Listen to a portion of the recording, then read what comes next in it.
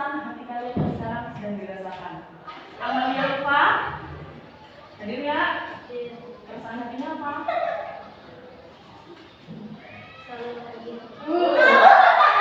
Saya bahagia. Desi aja. Hadir nggak? Enggak. Dwi Nadia. Perasaan hatinya apa?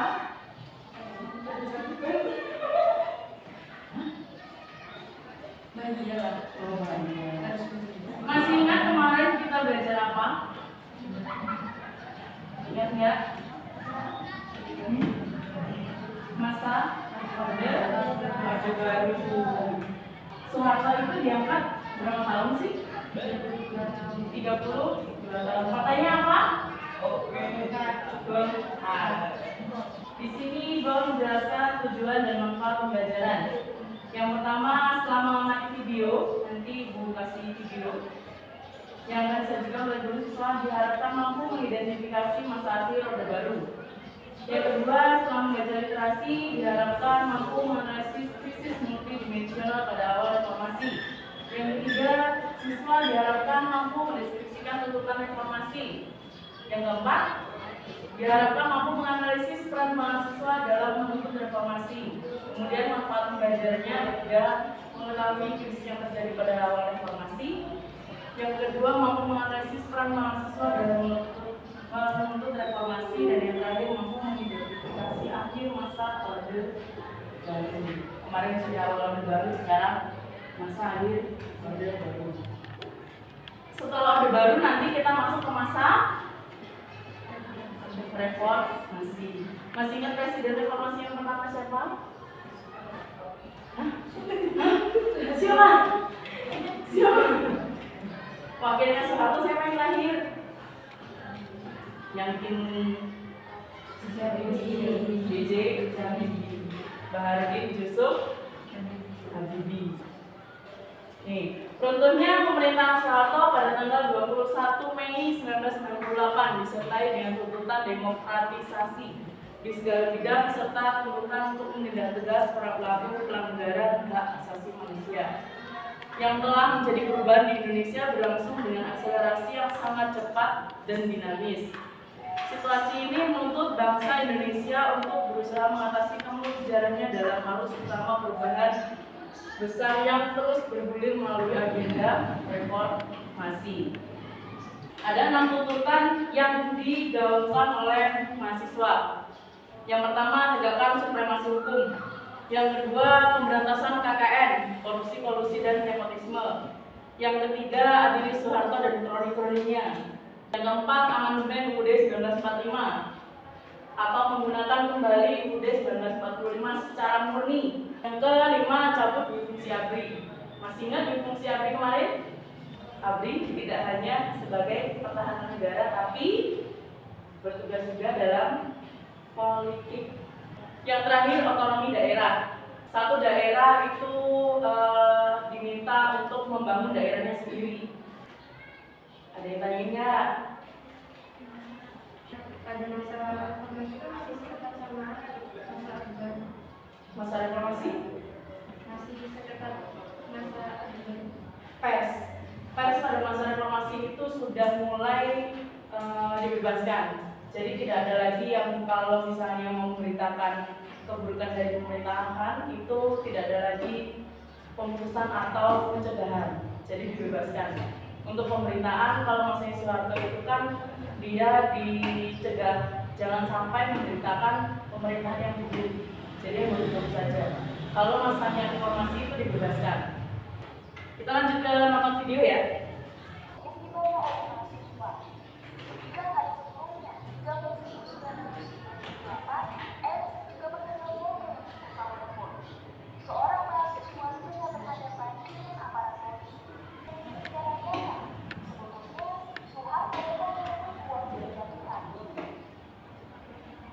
Jadi terbayang ya bagaimana kerusuhan pada masa Orde Baru?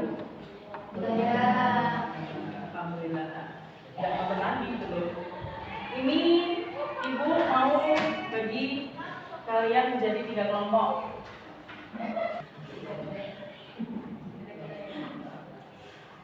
Sudah ada yang belum belum masuk ke kelompok? Semua masuk ya? Yang nggak ada ya nggak usah. Nggak ada ya. Masa semua berangkat? Ayo sekarang duduk dengan kelompoknya masing-masing. Kelompok satu mana? Kelompok satu. Kelompok dua?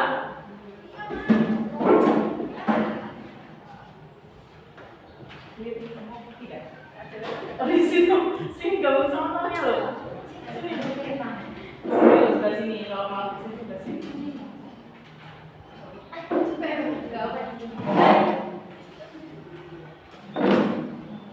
Jadi sesuai dengan perintah yang ada di sini, langkah-langkah mengerjakan tugas diskusi. Yang pertama, mengidentifikasi. Nanti kalau sudah diidentifikasi ditulis di buku catatan untuk bahan presentasi nanti. Terus bisa juga menggunakan cari kajian literasi pada link. Linknya sudah disediakan di situ, silakan cari, boleh menggunakan gadget. Yang terakhir nanti silakan presentasi masing-masing kelompok. Dan siapkan 2 pertanyaan untuk kelompok yang maju. Oke?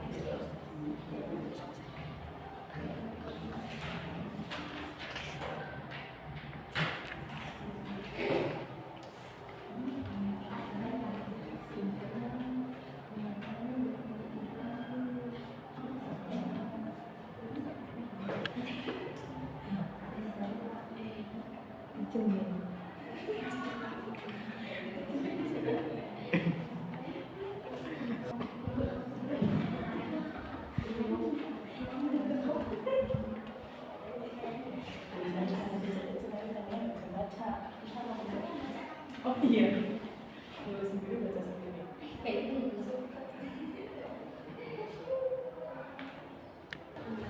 Assalamualaikum warahmatullahi wabarakatuh. Waalaikumsalam warahmatullahi wabarakatuh. Kami dari kelompok 1 di sini akan presentasi kami mengenai faktor-faktor belanja masa Orde Baru.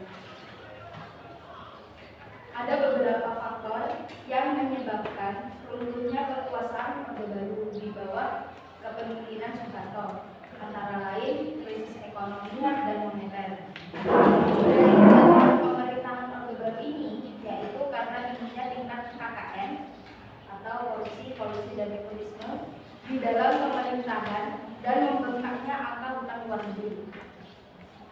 Berbagai aksi dan demonstrasi mahasiswa marak ditemui di jalan kota besar di Indonesia. Tinggi gejolak keamanan pun turut mewarnai periode ini. Berbagai tindakan anarkis seperti penjarahan dan pembakaran fasilitas umum pun turut menoreh sejarah kelam Indonesia di tahun sistem pemerintahan Orde Baru ini. Krisis legitimasi terhadap pemerintahan Orde Baru pun mulai menguat. Hal ini sering dengan melambung tingginya harga barang-barang akibat merosotnya nilai tukar rupiah terhadap dolar Amerika Serikat. Menurunnya pamor pemerintahan Orde Baru telah dimulai semenjak penandatanganan Soeharto mengenai perjanjian pemberian dana bantuan IMF pada Agustus 1997. Pemberian dana bantuan ini sebenarnya mengandung kelemahan utama bagi Indonesia, dan hal ini disadari betul oleh rakyat pada saat itu. Masyarakat beserta mahasiswa melihat bahwa hal ini akan berdampak pada makin menurunnya utang Indonesia kepada luar negeri. Berbagai aksi-aksi yang digelar mahasiswa beserta elemen masyarakat mulai bermunculan sejak Februari 1998 dan mencapai puncaknya bulan Mei. Pada tanggal 13 dan 14 Mei 1998, kerusuhan massal dari mahasiswa dan masyarakat lain mulai mengarah ke tindakan anarkis, yakni berupa penjarahan jalan luar di seluruh ibu kota. Sampai sini ada yang ingin ditanyakan? Dan lihat apa yang dilakukan Soeharto saat demonstrasi di pelan-pelan mau dicatat dulu soalnya. Keempat, membuat apa yang dilakukan Soeharto saat demonstrasi berlangsung. Jawabannya yaitu pada tanggal yang sama, tanggal 19 Mei 1998.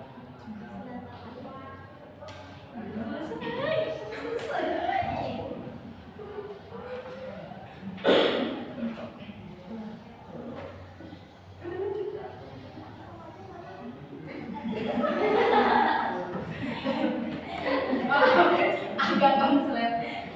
Jadi kan pertanyaannya apa yang dilakukan Soeharto saat demonstrasi langsung? Nah, jadi pada tanggal 19 Mei 1998, Presiden Soeharto mengundang tokoh-tokoh masyarakat untuk datang ke Istana Negara. Di dalam pertemuan ini, Soeharto meminta pendapat apakah ia memang harus turun jabatannya sebagai presiden. Pertemuan ini berlangsung hingga 2,5 jam dan tercapai kesepakatan untuk membentuk suatu badan yang dinamakan Komite Reformasi. Di dalam pertemuan ini juga disepakati bahwa Presiden Soeharto akan melakukan reshuffle Kabinet Pembangunan 6 dan mengubah nama susunan Kabinet Reformasi. Cukup? Assalamualaikum warahmatullahi wabarakatuh. Waalaikumsalam. Ini kami perwakilan dari kelompok 2 akan mempresentasikan hasil diskusi selama 30 menit. Selamat.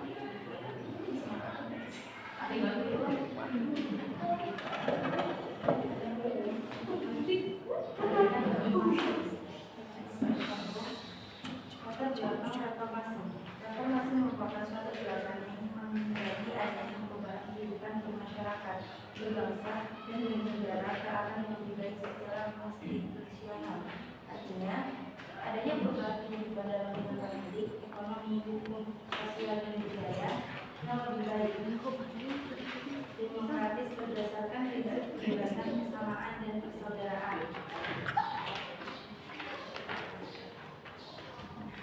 Berdasarkan reformasi dari sebagai jawaban atas krisis yang melanda berbagai segi kehidupan.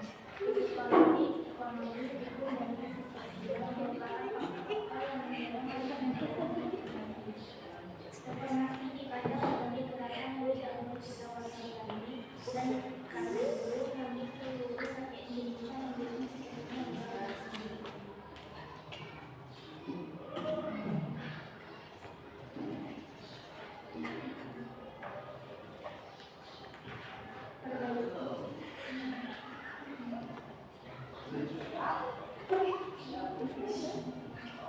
Reformasi merupakan suatu perubahan kehidupan karena dengan kesadaran dari kehidupan dari secara politis menuju ke arah kebaikan.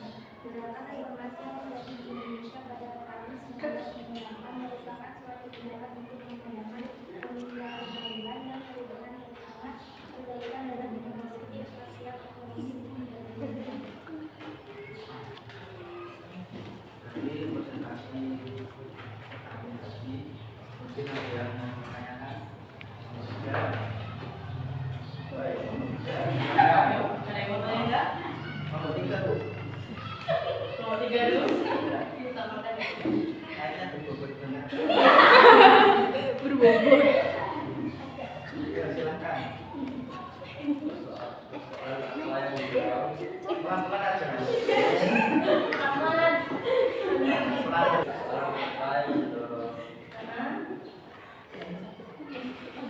Selanjutnya gerakan reformasi.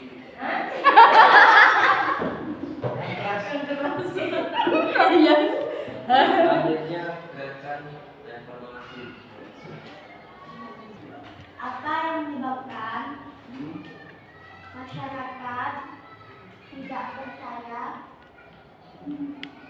masyarakat tidak percaya bagi dengan pemerintahan? Lagi dengan pemerintahan. Pemerintahan. Pemerintahan. Pemerintahan apa? Order baru.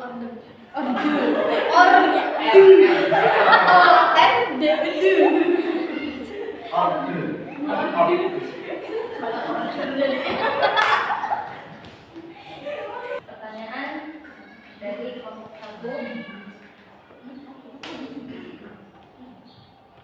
Apa yang menyebabkan masyarakat tidak percaya lagi dengan pemerintahan Orde Baru? Jawabannya, situasi politik dan kondisi ekonomi Indonesia semakin tidak menentu dan tidak terkendali. Harapan masyarakat akan perbaikan politik dan ekonomi semakin jauh dari kenyataan. Keadaan itu menyebabkan masyarakat Indonesia semakin kritis dan tidak percaya terhadap pemerintahan Orde Baru. Assalamualaikum warahmatullahi wabarakatuh.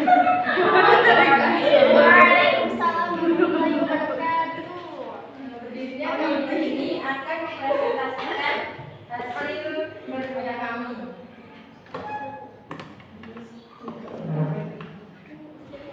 Yaitu krisis multidimensional. Yang pertama, krisis politik. Krisis politik yang terjadi pada tahun 1998 merupakan puncak dari berbagai kebijakan politik pemerintahan Orde Baru.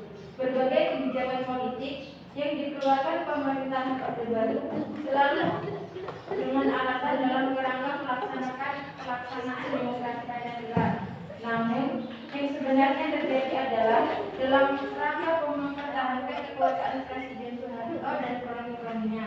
Artinya, demokrasi yang dilaksanakan pemerintahan Orde Baru bukan demokrasi yang semestinya, melainkan demokrasi rekayasa.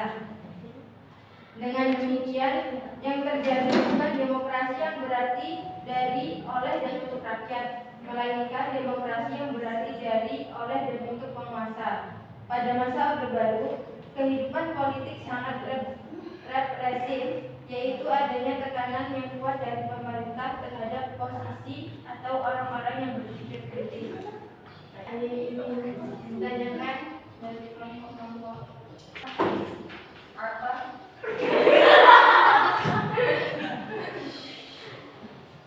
Bagaimana ciri-ciri pemerintahan?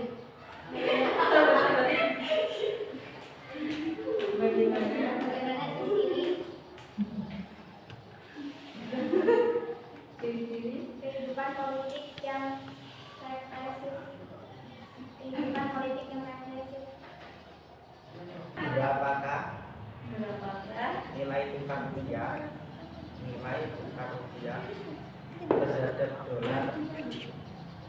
pada masa Orde Baru. Jawaban dari pertanyaan kelompok 2. Berapakah nilai tukar rupiah terhadap dolar pada masa Orde Baru? Jawabannya yaitu pada tanggal 1 Agustus 1997 nilai tukar rupiah turun dari 2.575 menjadi 2.603 per dolar Amerika Serikat. Pada bulan Desember 1997 nilai tukar rupiah terhadap dolar Amerika Serikat turun menjadi 5.000 rupiah per dolar.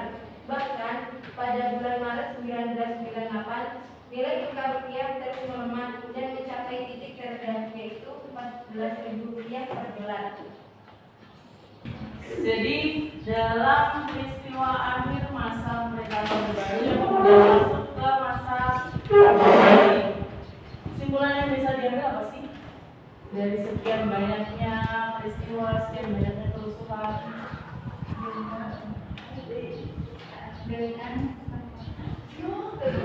dengan semangat reformasi rakyat Indonesia menghadapi adanya pergantian kepemimpinan nasional sebagai masa awal reformasi. Dengan adanya semangat reformasi ingin merubah yang tadinya salah, ingin menggunakan sesuai dengan Undang-Undang Dasar yang berlaku tahun 1945, ingin memurnikan Pancasila dan ingin memperbaiki tatanan pemerintahan.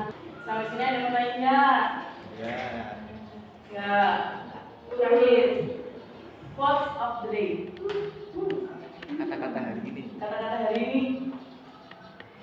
Lakukan yang terbaik di semua kesempatan yang kalian miliki.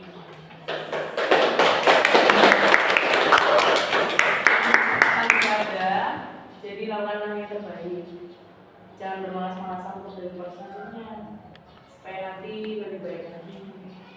Oke, untuk pertemuan selanjutnya nanti kita masuk ke masa pemerintahan B.J. Habibie yang hanya bertahan beberapa tahun saja pada masa B.J. Habibie. Beliau terkenal sebagai pembuat pesawat terbang. Oke, terima kasih untuk pertemuan hari ini. Terima kasih atas presentasinya dan pertanyaan